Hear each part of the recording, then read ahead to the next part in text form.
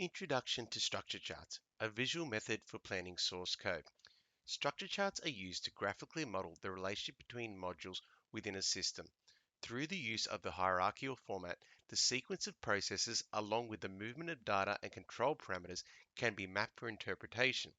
The control structures of sequence, selection, and iteration can all be represented within a structure chart for an illustrated system.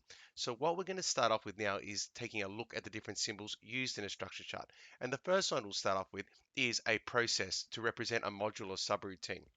These are shown, and there's a number of them usually in a structure chart, to represent a series of instructions that are to be carried out by a program at a specific point. So we'll have multiple rectangles, all showing the different modules and subroutines occurring within a system.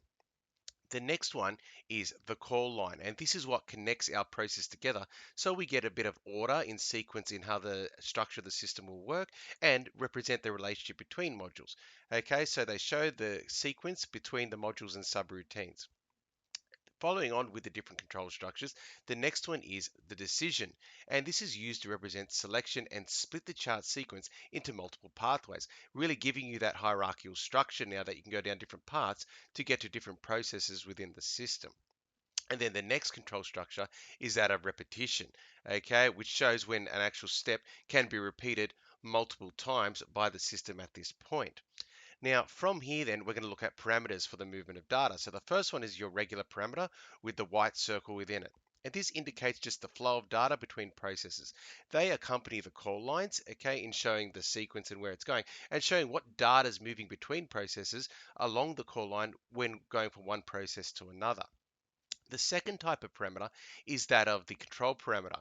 Okay, and this is when a confirmation needs to take place within the system before the system can proceed with another process. Okay, so for example, if you're logging into a system, you need to get confirmation that the login is okay before you move into the next process. Okay, so it helps outline flags that will take place in the system and halt processes if the conditions are not met. So what we'll do now is we'll look at an example here and we'll use the example of an email server where we can check our emails and send emails to other people. So we'll start off by getting into the system, and that involves a login. Okay, so in order to log into the system, okay, I enter my login details and my login details need to be verified. My verified login details need to be checked against the system in order to be verified.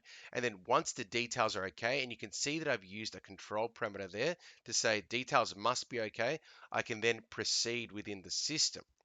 From here now, I can get into the main system. It will load my account using my login details that I entered into the system, and I can view my mailbox. Now, once within my mailbox, I'm given a decision in what I can do. I can either do view my messages or I can compose a new message. All right, and the data going to each one means I'm either just opening my message or I'm creating a message in order to do one of those things. If I go down the view message decision, well, when I view a message, I get two options. I can reply to the message or I can delete the message.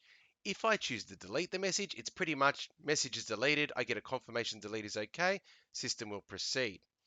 If I choose to reply to the message, well, it's going to send me to a different subroutine. The message data is going to be carried over to the compose process. Okay, and the actual time-stamped message that was sent to me will then go into the compose screen, and then I can use that same process to reply to the message by entering in my own text and attachments to reply to the person's message there. And then from there, I can then write up my message and then send it to a recipient. Okay. And I get a confirmation that the message was sent okay. Now, the other thing you can do with email as well is you can send the same message to multiple recipients. So this step can also be seen as repetition because I can send it to an infinite amount of people, okay, the same message involving the same process being repeated by the system. So I hope this video has given you a good introduction to structure charts and essentially the different symbols being used to represent the control structures of sequence, selection, and repetition, as well as showing parameters showing the flow of data and certain verifications that need to take place within the system in order to proceed by a user when planning out a system.